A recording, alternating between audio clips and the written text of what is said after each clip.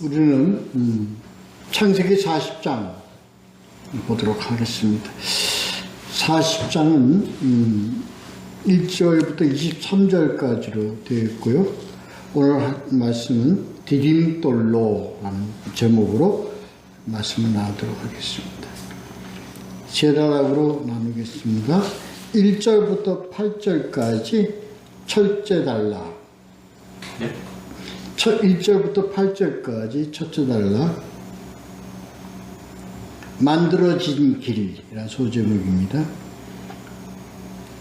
9절부터 20절까지 두 번째 단락입니다.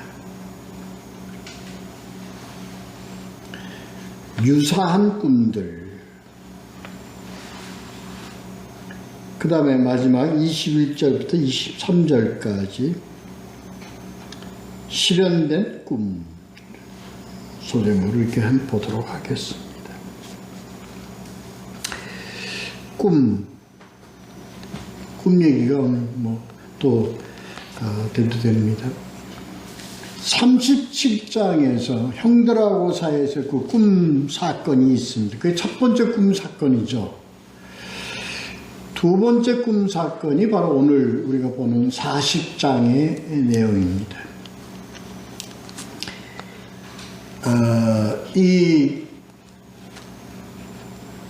근데 오늘 이게 꿈이 첫 번째 사건에서의 꿈은요, 요셉이 그 꿈 해석하다가 꿈을 이제 해석해서 형한테 얘기를 하다가 어떻게 했습니까?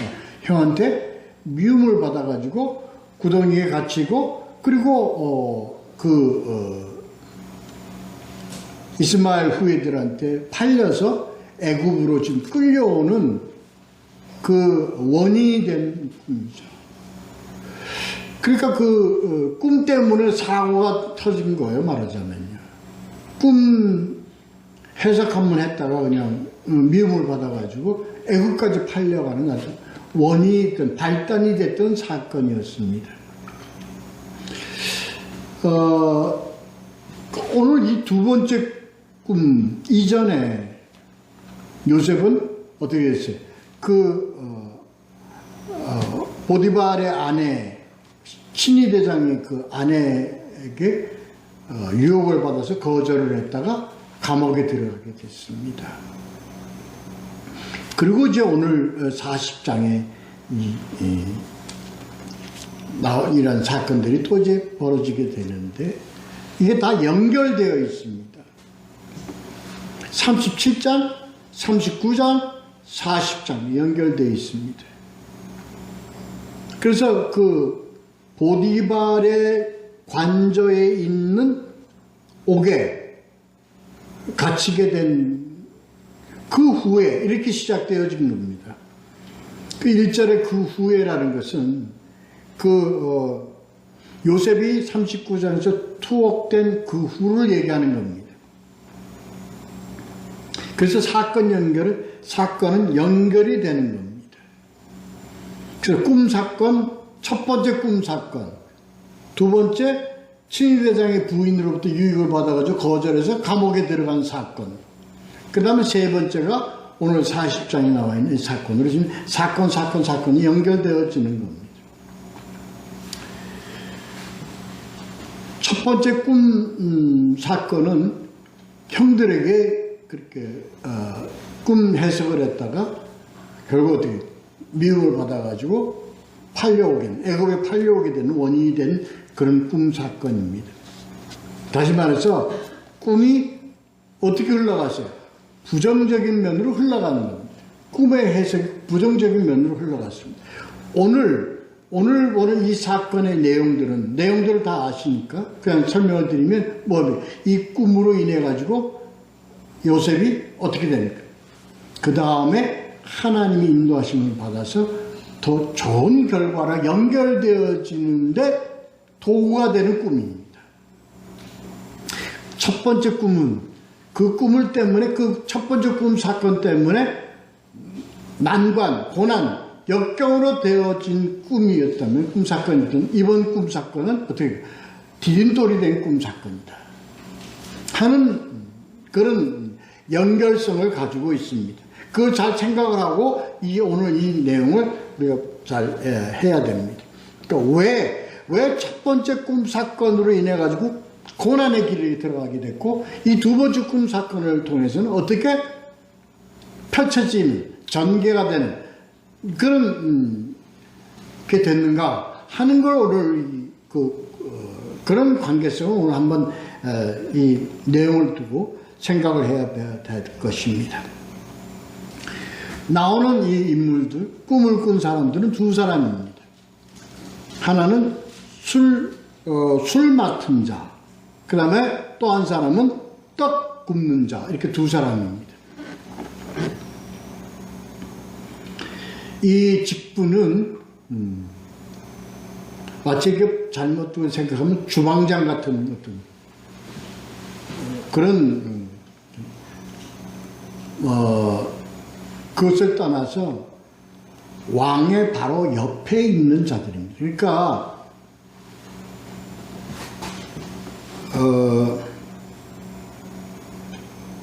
자문하고 그리고 직접 논의하며 그리고 서로 왕과 이렇게 친밀하게 상의하는 직분에 있는 자입니다. 이 떡 굽는 자는 특히 그 제사 얘기하는 겁니다. 제사를 주관하는 그런 관련된 직분, 아주 신성한 그 직분이죠. 그러니까 이 두 사람이 왕에게 죄를 지어서 지금 옥에 갇히게 됐습니다. 그러니까 그 죄라는 건 어떤 죄라는 건 나와 있지 않습니다. 왕을 갖다 화나게 한 죄입니다. 노하게 한 죄입니다.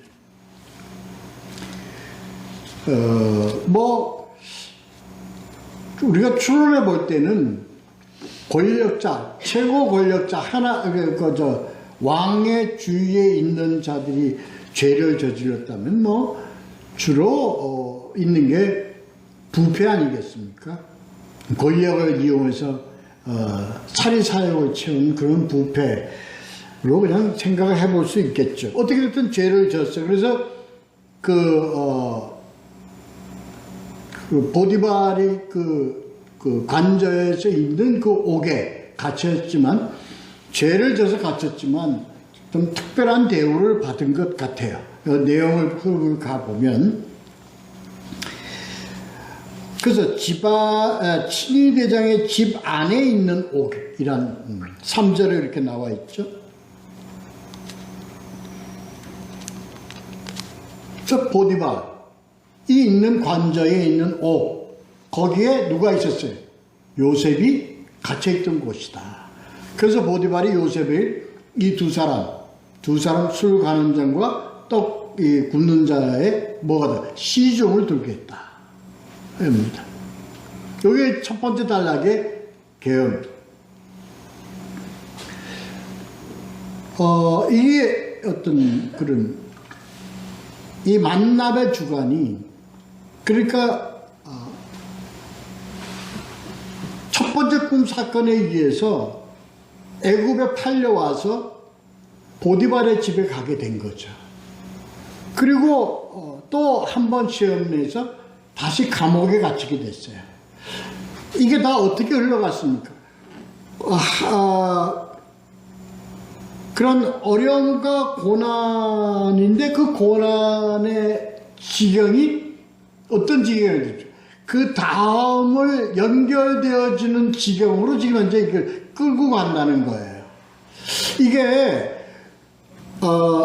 하나님께서 하나님이 쓰시고자 하는 그런 도구들, 하나님의 사람들을 이끌어 가시는 견인해 가시는 하나님의 한 형태입니다. 우리는 그게 굉장히 고난이에요. 그러니까 형들한테 미움을 받아가지고 애굽에 끌려갔는데 그것이 어떤 지경이 되어버렸어요. 이런 어려움이 어떤 지경이 되어버렸어요.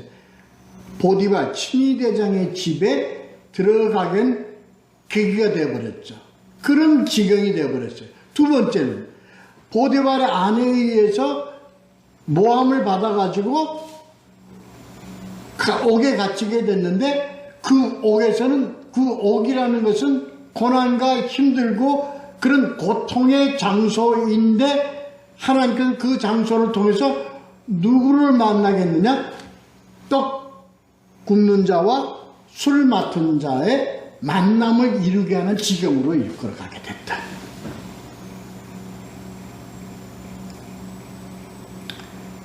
이게 오늘 우리가 보는 내용이 이게 우리를 이끌어가는 하나님께서 하나님의 백성들을 이끌어가시는 한 섭리, 견인의 형태입니다.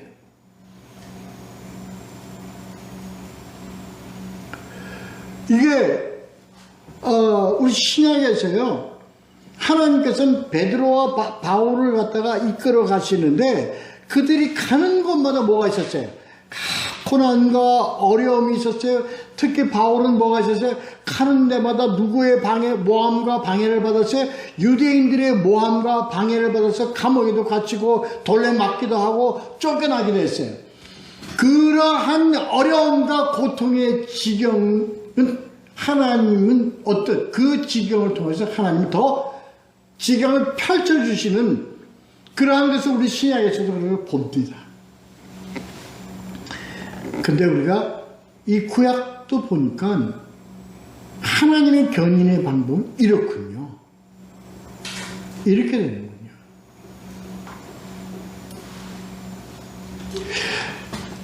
보니까 하나님의 백성이 하나님이 복을 내리는 백성인데도 불구하고 하나님이 이 자들을 다 어떻게 어려움의 길 가운데 가게 하셨어요. 어려움의 길을 가게 하시는 그 길은 뭐하는?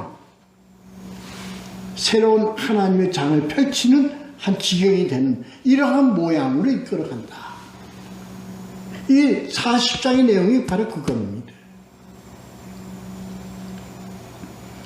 근데 다른 것은 뭐가 하나님이 꿈을 해몽하는 것을 하나님께서 꿈을 해몽하는 어떤 그런 재능, 탤런트, 그런 어떤 그런 그 능력 이걸 주셨는데 우리에게 이 능력은 하나님이 붙잡힌 바 된 사람에게는 누구에게나 이 능력을 주셨어요.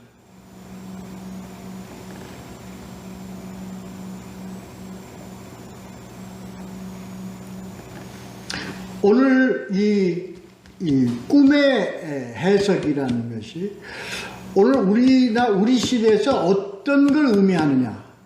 꿈의 해석이라는 건 어떻게 우리가 이해를 해야 됩니까? 해몽가로 해석을 해야 됩니까? 우리 이거 잘 생각을 해야 됩니다. 꿈에 대한 해석이라는 것은 우리는 이걸 어떤 걸 우리가 이것을 받아들여야 되냐면 이해를 해야 되냐면요. 꿈에 대한 해석은 뭐에 대한 것으로 봐야 합니까? 우리는 성경을 해석하는 능력으로 봐야 됩니다.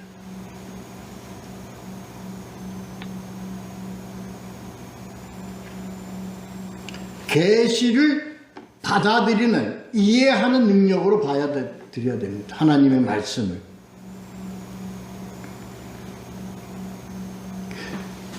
이 첫 번째 사건, 꿈의 사건에서는 요셉이 그 꿈을 해석을 해서 형들한테 알려줬을 때 뭐를 못 봤습니까? 이 요셉이 듣는 자들 이해를 하지 못했다는 겁니다. 자기가 이것을 얘기함으로써 형들에게 어떠한 반응이 있을 것이라는 것을 미처 판단을 했는지 안 만든지 그걸 무시했다는 겁니다. 그래서 듣는 자들을 통해서 듣는 자들을 통해서 뭐를 받았어요? 뭐를 받았어요? 비난이 아니라 미움을 받았다고요. 대적 관계가 돼버렸다 이겁니다.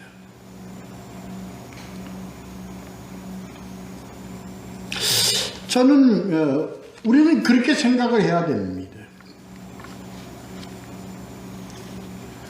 성경 우리가 이 복음을 전할 때도요. 복음을 전할 때도 어떤 이 복음이 저들에게 뭐가 돼야 합니까?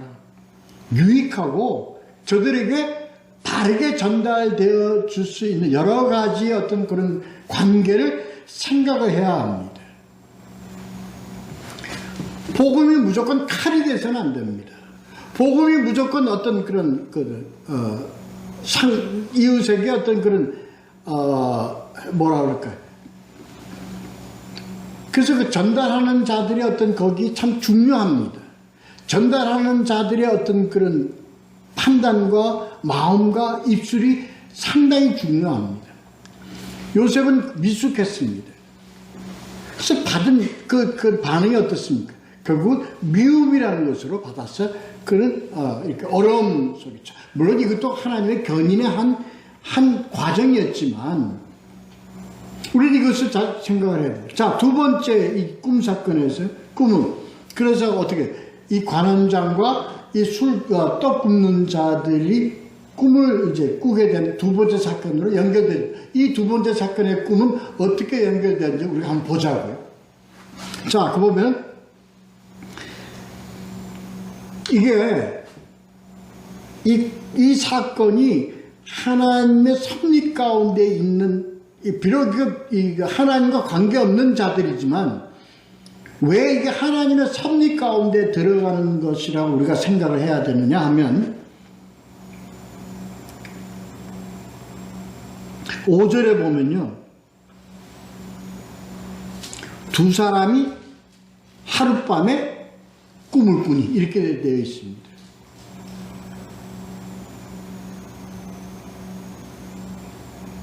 그러니까 두 사람이 하룻밤에 꿈을 꾸니 그러니까 두 사람의 꿈을 한 사건으로 지금 이것을 다루어진다는 얘기입니다. 그러니까 이게 어떠한 간섭과 어떠한 그런 계획에 의한 한 사건, 꿈이라는 것을 우리는 감지를 할 수 있는 겁니다. 왜? 어떠한 사건?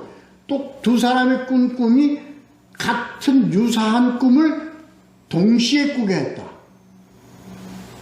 이것은 자, 이 보자. 그 다음 저 보겠습니다.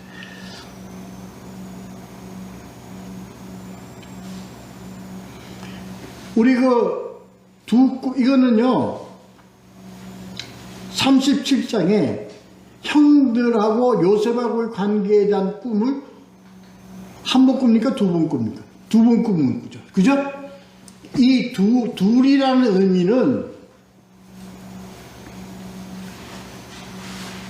또 여기 두 번째 꿈 사건에서는 유사한 꿈을 몇 사람이다? 둘이 꾸는 겁니다.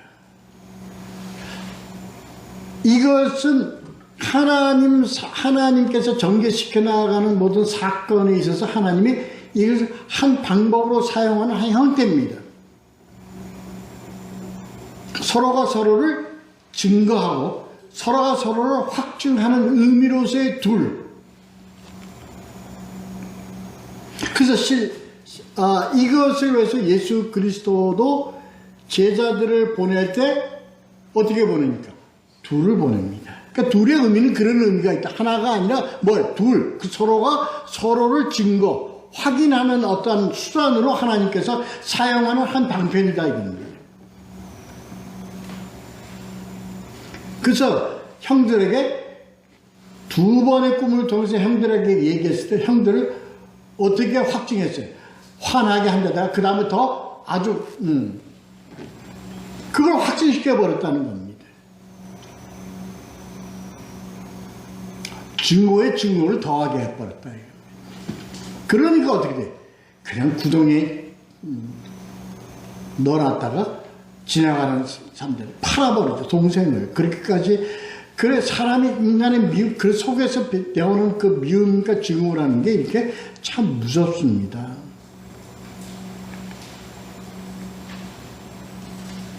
그와 같은 의미로서 지금 이 술을 맡은 자와 이 떡 굽는 자를 어떻게 유사한 꿈을 동시에 꾸는 거예요. 그러니까 유사한 꿈이라는 이제 다음에 내용을 보면 유사한 꿈이라는 내용을 알게 되죠. 근데 그걸 어떻게 유사한 꿈을 동시에 꾸게 돼. 동시에 꿨지만 그 내용은 어떻게 이걸 보면 5절에 보면 두 사람이 동시에 꿨는데 하룻밤에 꿈을 두 사람이 꿨는데 그 내용은 다르다라는 거예요. 이 다르더라는 의미 속에는 어떤 의미가 있어요? 같은 내용의 꿈인데 그 결과는 전혀 180도 틀리더라, 딴 거더라 하는 그런 의미를 가지고 있습니다.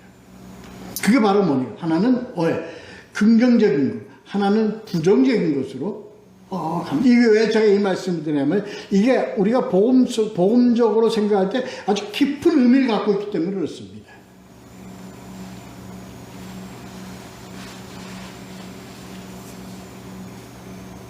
그래서 두 사람이 꾼 꿈이 같은 내용의 꿈인데 하나는 부정적인 의미의 결과를 나타내는 꿈이 되어버렸고 하나는 긍정적인 의미의 꿈을 나타나게 되어버렸다.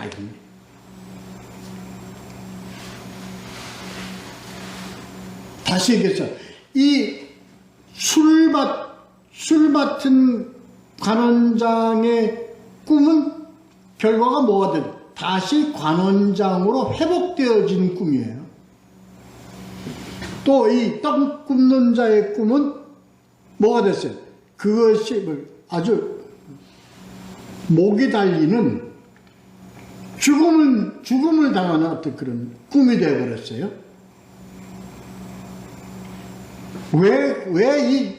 그 의미가 뭐냐, 그 의미가.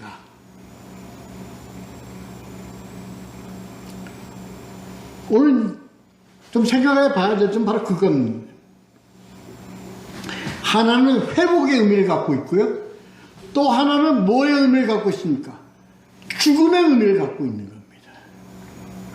그게 뭐에 의해서 결정되고, 꿈이라는 거에 의해서 결정되어 버립니다.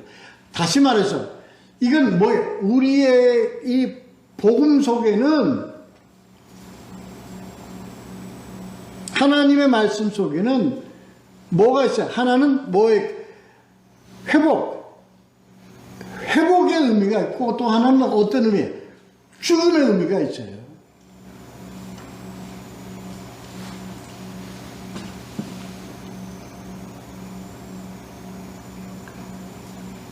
이해가 되십니까? 이해가 되십니까? 이게 하나님의 견인입니다. 하나님의 복음의 내용입니다.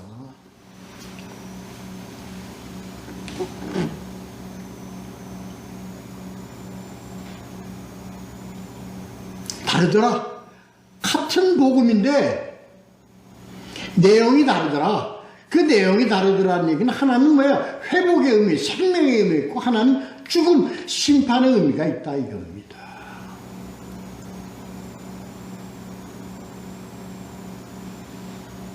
놀리겠죠? 왜? 저 보자고요. 자, 신약에 들어가서요. 누가복음 23장 33절, 23장 33절에 두 행악자도 그렇게 하니 하나는 우편에 하나는 좌편에요.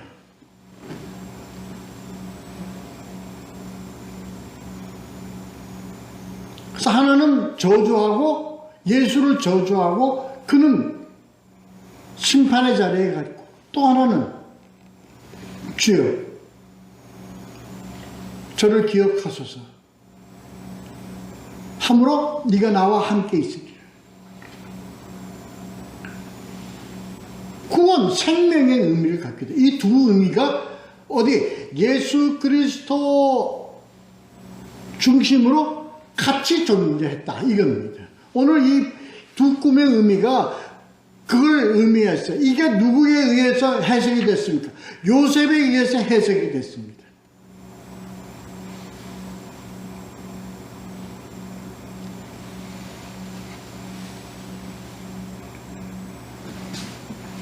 그래서 이 8절에 이거는 뭐예요? 해석할 자가 없더라. 해석할 자가 없더라. 왜? 뭐 외에는 해석할 자가 없다는 얘기예요. 이게 깊은 의미는 뭐예요? 이게 하나님의 택함을 받은 자 외에는 해석할 자가 없더라.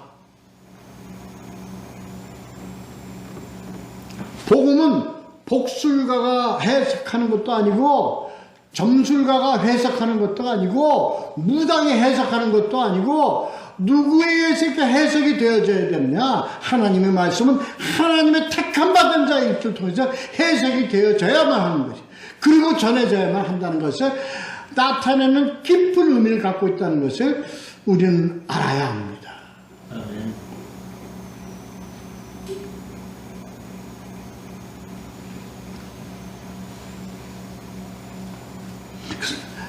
요셉이 얘기해요. 해석은 누구에게 있어? 하나님께 있지 아니하니까.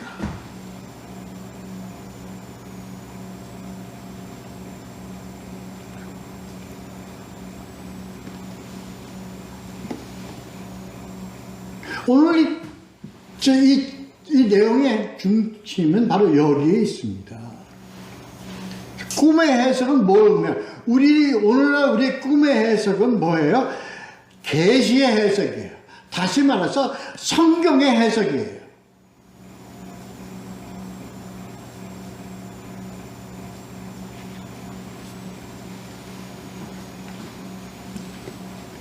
그래서 오늘날 해석하는 자들, 복음을 전하고 복음을 해석하는 자들은 뭐에 붙잡히마 된 자들이어야만 해요? 하나님께 붙잡힌 자들이로 인해야 합니다. 하나님께 붙잡혔다는 건 뭐에 의해? 성령의 인도함을 받아 전하는 자들을 얘기하는 거다 이겁니다.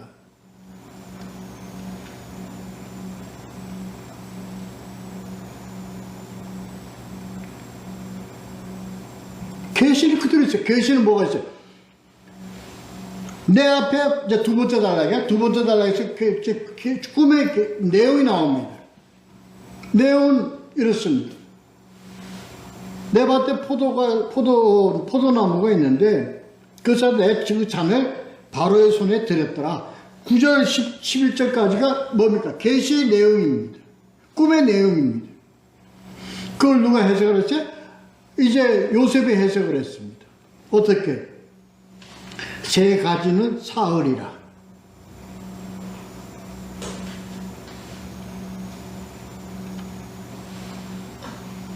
이게 같다는 거예요. 그 다음에 두 번째 꿈은, 떡 굽는 자가 꾸는 꿈은 뭐예요? 새 광주리.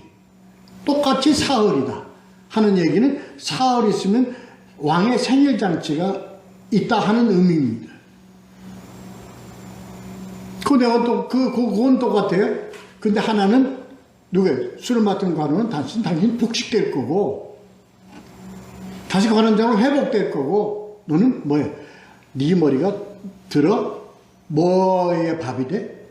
새들이 네 머리를 쪼아먹어. 이게 무슨. 그러니까 이 내용은 꿈의 결과는 어떻게 했어요? 정반대는 거예요. 하나는 회복이요, 하나는 죽음이다. 이게 뭡니까? 회복과 생명과 심판, 구원과 심판의 의미를 가지고 있다. 이게 뭐예요? 복음입니다. 성경입니다.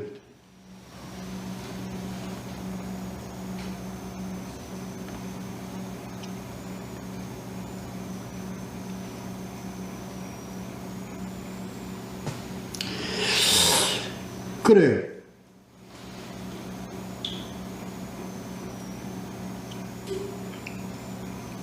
그리고 이제 붙였어요. 뒤에 이런 게 나오죠. 그래서 당신이 복권이 되거든. 술 맡은 관원장 당신이 복권이 되거든. 나를 기억하소서. 나를 기억하소서. 어떤 이런 이 기억이라는 의미에 뭘 우리가 생각을 해야 합니까? 예? 예수 그리스도 옆에 있는 한 강도는 죄인이에요. 예수님께 나를 기억하소서 하고 부탁을 합니다. 근데 예수께서 뭐라고 그래요? 네가 나와 함께 있으라는 거야. 그 의미를 지금 요 내용에서 정반대의 복선의 의미를 깔고 가고 있는 거예요. 근데 기억했습니까? 술 맡은 광쟁이 기억을 잊어버렸다. 어떤 의미예요? 우리가 용서의 의미를 우리는 쉽게 망각해버리고 맙니다. 가끔 이런 게 있어요. 저는 많이 느낍니다.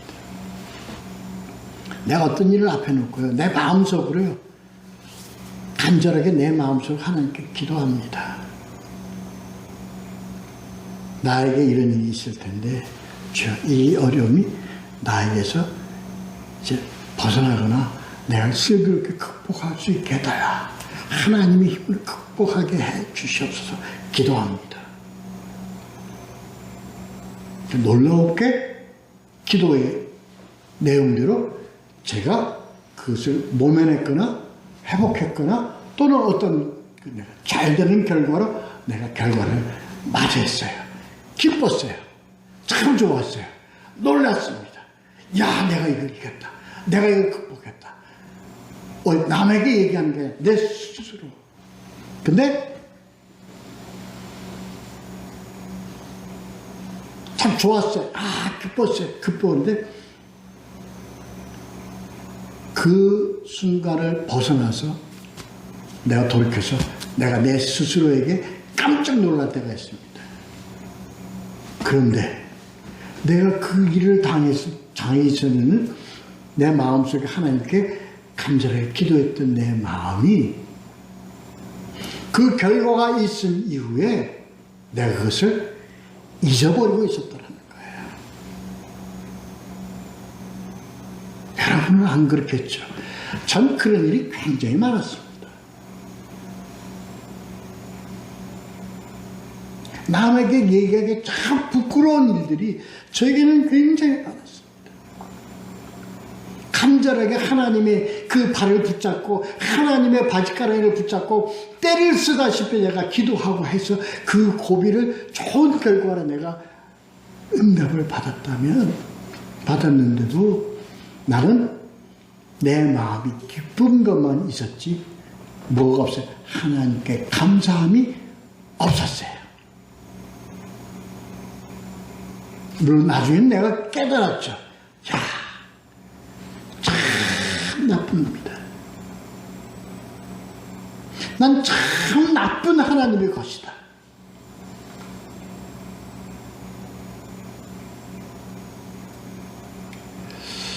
이거를 다시 기억나게 해주는 문구입니다. 술 맡은 관리장은 복권이 된 이후에 이걸 까맣게 잊어버리고 있었다라는 거예요. 우리는 잊어버리고 살아요. 심지어 하나님이 나와 함께 발걸음을 하고 있는 것조차도 잊어버리고 산다고요. 또 어려움이 당하면 그때는 또다시 하나님 문을 두드리고 하나님 기도합니다. 얼마나 치사합니까? 참 치사합니다. 내 스스로가 그래, 은혜의 망각 이런 가운데 삶을 사는 자신을 깨닫습니다. 물론 이건 잊어버렸으나 하나님이 다시 기억나게 해서 또 다음에 이것을 더 전개시키는 한 사건이 이제 연결되어지겠지만 이 순간만큼은 뭐예요? 술관원장은 잊어버렸습니다. 아니, 술관원장이 잊어버린 게 아니라 우리는 이 은혜의 감사함을 잊고 사는 거예요. 언제 항상 감사하는 척을 합니까? 우리는 교회에 나와서 감사하는 척을 하고 있어요. 예배 때 우리는 일반의 삶 걸어가면서 우리가 늘 삶을 살면서는 오버하고 있어요. 잊어버리고 있어요. 우리 이걸 깨달아야 됩니다. 이게 우리에게 제 스스로부터 저를 고백하는 겁니다. 우린 그거에 대한 나의 스스로의 하나님과 더 우리가 하나님의 존재에 속해 있다는 것을 우리는 늘 삶 속에서 우리가 서로 알고 깨달으면서 가야 합니다.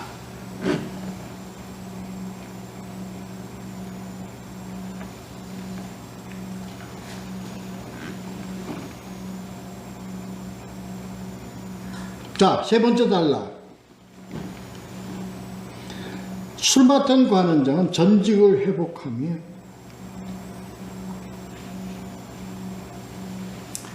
같은 거예요. 그 밤에, 자, 누가복음 17장 34절에 보면요. 같은 밤에 한 자리에 누워 있는데, 하나는 얼굴 당해 데려감을 당하고 하나는 버려짐을 당하는 거야. 같은 복음 속에서 살았는데 하나는 데려감을 당하고 하나는 버려짐을 당하는 거야.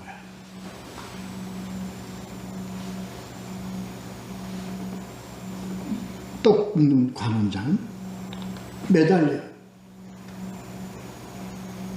하나는 데려감을 얻고 하나는 버려둠을 당한다. 누가복음 10장 34. 이 말씀이 우리 속에 깊이 있어야 됩니다.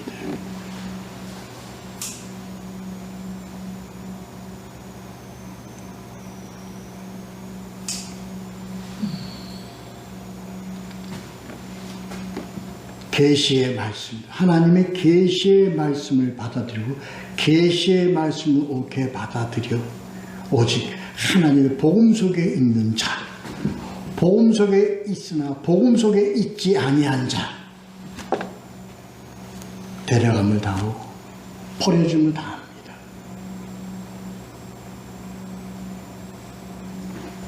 계시 속에 있는 자, 계시 밖에 있는 자, 데려감을 당하고 버려짐을 당합니다.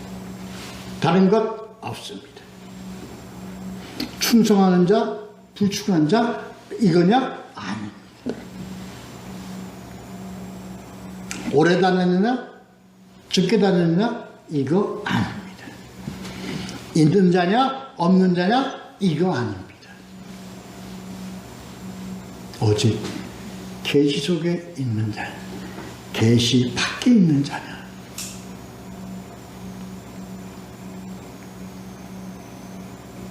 그리고 중요한 내용은 우리가 더 이것을 우리가 늘 말씀 속에서 계시 속에 있을 때 뭐를 항상 기억을 하고 우리가 우리 속에 있어야 되냐? 하나님의 은혜를 알고 기억하고 있어야 합니다. 늘. 그래서요, 기도는, 예배는, 복음은 우리들의 삶 전체가 되어야 합니다.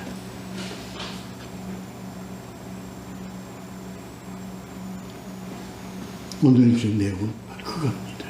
그래서 늘 우리는 하나님을 우리가 늘 마음속에 기억하고 마음속에 새기며 함께 하나님의 말씀, 하나님과 함께라는 건 하나님의 말씀과 함께 순간순간 매일 늘 항상 더불어 함께 살아가는 자이 되어야만 어떻게 돼?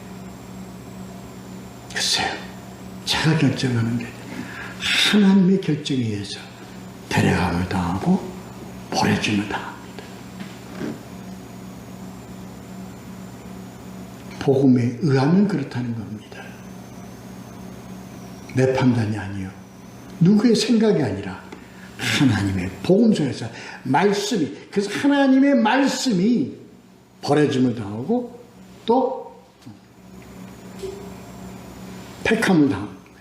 이 두 가지가 어디 속에 다 들어있습니까? 복음 속에 들어가 있습니다. 그래서 우리는 늘 어디에 있으면 복음 속에 거할, 매일매일 훈련하며 매일매일 하나님과의 관계 속에서 우리가 살아가는 우리 모두가 되시기를 예수 그리스도의 이름으로 축원합니다. 기도하겠습니다.